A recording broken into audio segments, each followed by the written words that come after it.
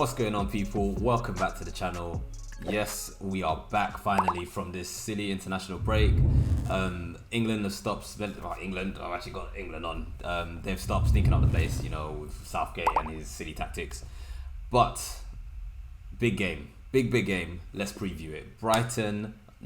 Manchester United versus Brighton. Yes, we are at home, and obviously, if you've been following the channel and if you've been following United, that is very important. It's not a joke when we're at home. Like, we seems we can only win at the moment at home. This season so far, two wins in the season so far. Both of them have been at home. So let's preview the game. Obviously, look at what my predicted 11 is going to be, my predicted score. Let's talk about Brighton. But first, let's talk about this club. My goodness, the drama, right? We really are Drama FC. We had an international break for 2 weeks. 2 weeks basically. But we didn't have a break from the drama. We had statement after statement. We had another one even just today. Let me get into that actually. Jadon Sancho. It's a madness. That whole Sancho situation, it's a madness. We first of all, going further back, we had Anthony's statement obviously about Anthony now not being in the team for a little while. Then we've had all this Sancho business that I spoke about on the United View as well. But Maguire couldn't leave it out either. He went and scored an own goal and his mum wanted to put out a statement as well. It's just statements FC at the moment. And let's read the one on Sancho, because I want to talk about Sancho for a little bit, right? It says here on the United website, update on Jadon Sancho. Jadon Sancho will remain on a personal training program away from the first team group pending resolution of a squad discipline issue. And then there's been reports now just coming out as well that Sancho basically didn't want to apologize to Ten Hag. If you follow Sancho on Twitter, you would have seen that he put up that statement after the Arsenal game, complaining, basically saying that how Ten Hag wasn't telling the truth or something. Basically repeating the lines. Ten Hag wasn't telling the truth. It wasn't just about his performance in training. There's more to the story, and clearly there's some issue here, and it's a serious issue, because if this guy ain't trying to apologize, and from the sounds of that statement, pending the resolution of this disciplinary issue, we have two right wingers missing. Another two, or one, Ahmad is injured. Greenwood is Greenwood, right? Like, it's a mess. It's a complete mess at this club. And then obviously we've got now this big game against Brighton, and it's not a joke. I'll get into Brighton in a minute properly, but Brighton are a very good team, right? And clearly we are in drama, serious drama, right? But like I said already at the start of the video, we are back home, so we have to hope and pray that we can get back on form, because like I said, we've only won 2 games this season so far out of the 4 games, and both of them have been the 2 home games. So is it that we can just win at home? Well, if that's the case, let's just do it. Let's win at home for this game. But Brighton aren't going to be easy, and like I said, I'll talk about them in a minute. But let's talk about this fallout from the Arsenal game, from over this international break generally. It's been a struggle, right, for United, it seems, to just stay out of the news. And I don't know what the resolution is going to be in relation to this Sancho story, right? I'm thinking, like, what if you watch the full view where we discussed this, I was like, oh well, we don't really know how Ten Hag's going to view this and how he's going to see the whole situation, whether it's an issue because of his disciplinary, rules and procedures, whatever, his principles, like he always says, or whether it would just blow over and be like, yeah, this is not that deep, let's just keep it moving. Now, Sancho then removed the statement, not statement, I guess it was a statement, the post that he did on Twitter on Monday, I think it was, he removed that. And you're thinking, okay, cool, maybe there's going to be a resolution here. Nope. Nothing. Now we have no Jadon Sancho. Now, like I said before, it's not like we were heavily reliant on him anyway. He wasn't like he was our star player, getting us, he wasn't being productive in terms of goals and assists and all these kind of things since he's been here. But we're already light on the attacking line. We're already light in the team generally. We don't need any more drama. And it's just not good, right, for team morale and just general all-round team camaraderie. So it just sucks, really, to be honest. And that's Sancho. Then obviously you got the whole Anthony situation where he's not suspended, but he's I understand it. I would find a statement, but it's not. It's just a long statement about how he's going to take a leave of absence. He's agreed with the club that he's going to sort out his issues off the pitch. And then obviously you've got Maguire now, who might actually come back into the team because of the whole Martinez and Lindelof injury at the end of the Arsenal game. Not really sure if they're going to be back yet properly. I'll give my predicted 11. I think Martinez is back. But if he's not, we've got Maguire back in the pitch. And they're acting like, everybody in the media is acting like Maguire has been the most abused player in the history of football. I don't understand. I don't get it. Where is this abuse that he's been getting? Because fair enough, we've criticised him as United fans, and and non-United fans, England fans, I'm sure, have criticised him as well for him just not being that good in those teams. But where is this abuse that he seems to be getting? I haven't seen it. Obviously, it's not me getting the abuse, right? So maybe if it's me getting abuse, I'll definitely see it, right? But I don't know. I just think that is definitely been overblown. Obviously, his mum's is now coming out giving statements. Obviously, back your son, but it's just much. So he might be back in the team now soon, right? United just can't catch a break, is what I'm trying to say. And all we need right now is we just have to win and get some points. Because if at this stage now we played 4 games. Sorry, this stage last season we played 4 games. Well, actually, at this stage last season, when it was international break, first international break, we'd actually played 6 games. But let's just say after 4 games last season, we had exactly the same points: 2 wins, 2 losses. It felt a little bit better last time because the 2 losses were first, and then we went on a little bit of a run, beat Liverpool. But this time, it's just stop. And can we really get back on a winning format? I mean, Brighton are very good. And actually, before I talk about Brighton, because I want to get all United out of the way first, let me give you my predicted 11. Obviously, I haven't even mentioned it yet, but Amrabat obviously is in the team. Generally, not necessarily in the 11, but in the squad. Great signing. Looking forward to seeing him, how he helps the team. Obviously, he spoke about it in the last video anyway. But obviously, we've just mentioned no Sancho, no Anthony. So on the right hand side, are we going to see Pellistri, or is Garnacho maybe going to start on the right hand side? Is he going to put Rashford there, and you have a front line of Rashford on the right, Martial on the left, like he used to play, and then Højlund up front? Who knows, right? Obviously, we've had injuries potentially to Martinez as well. Like I said, Lindelof, both of them came off after that Arsenal game. And just a quick segue, right? I am not over the Arsenal game.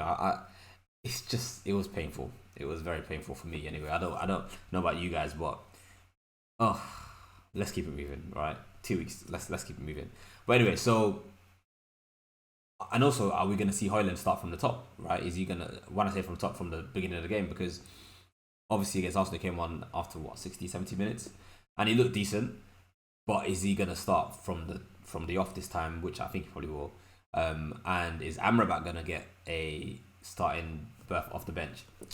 Let me give you my starting 11 anyway. So obviously Onana in goal. We know that he's now going to the African Cup of Nations, or potentially Cameroon are going to the African Cup of Nations. Is Onana gonna go? We'll find out soon. Then my back line. Now I actually think Martinez should be fine. I mean, from the sound of things, he didn't play anything. He didn't play any minutes for Argentina while he was away. He went away with Argentina, so I'm hoping that means he'll be generally fine. Why would you send him on a plane to however long it takes to Argentina to then come back, not having played any minutes and just have been injured all that time? So my backline hopefully is going to be Wan-Bissaka on the right hand side, then Lindelof because Varane I believe is still injured, then Martinez if he's fit. If he's not fit, then we are going to be stuck with Lindelof and Maguire. Worst comes to worst, it's going to then be what we had at the end of the Arsenal game. Lindelof, no, not even Lindelof, Maguire and Evans. Lindelof should be fine because from my understanding, it was just like an illness thing that he had rather than like proper injury at the end of the Arsenal game. Anyway, and then left back will be Dalot. Don't see any issues there.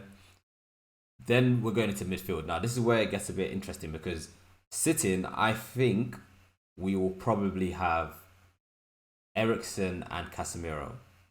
And some people might think Amrabat will start, but I actually still think it will be Eriksen and Casemiro. And then obviously you have Bruno, who, by the way, has been amazing as always. He was absolutely unreal during the international break. He was scoring goals, getting assists left, right, centre. It looked amazing. Obviously, I think they played Luxembourg and Portugal won like 9-0. He got 4 assists or 3 assists and the goal. Unreal. Obviously, it's just Luxembourg, but still, Bruno's just world class. I don't care what anyone says. Then we got front three of I think Actually, do I think this? Like I said, no Anthony, no Sancho.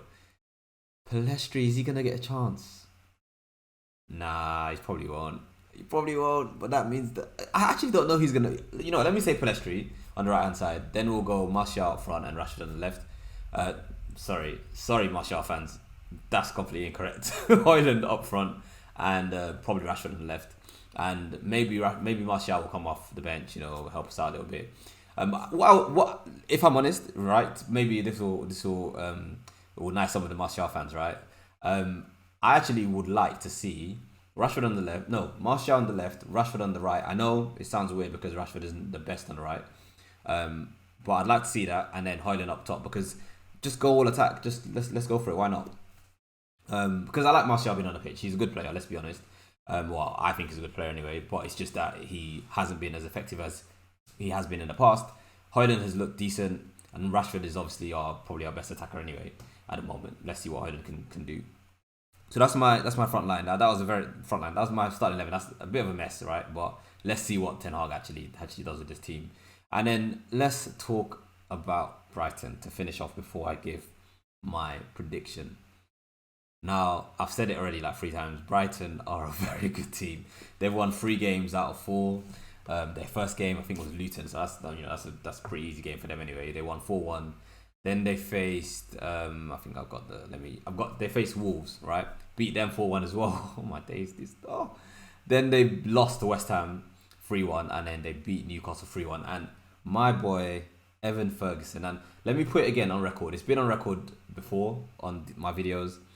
This kid is the truth. He's going straight to the top.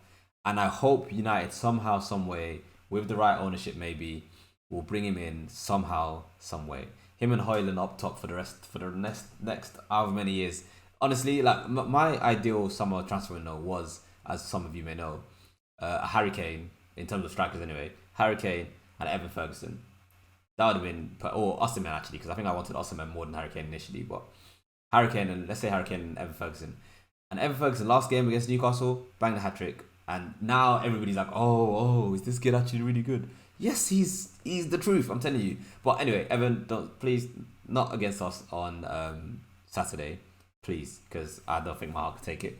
But yeah, Brighton are a very good team. I think in terms of how we can beat them, it's going to be interesting because they like teams coming at them, right? They like teams like pressing them and so that they can press back and counter press and basically like play the De Zerbi way, which is basically fast paced, beautiful possession football, not tiki taka, but like very jogue de position, as they say. Everybody moving around the position, everybody knows where they play. Very similar to Ten Hag, I guess, but they just have it on lock. And there's got some very, very good players. Mitoma, even what's this guy's name on the right side, Solly March. Very good players. So it's going to be very hard, and we can't sit back because we're at home. So can we impose enough of our game to get past their game? Basically, can we be good enough with all this drama happening around the club?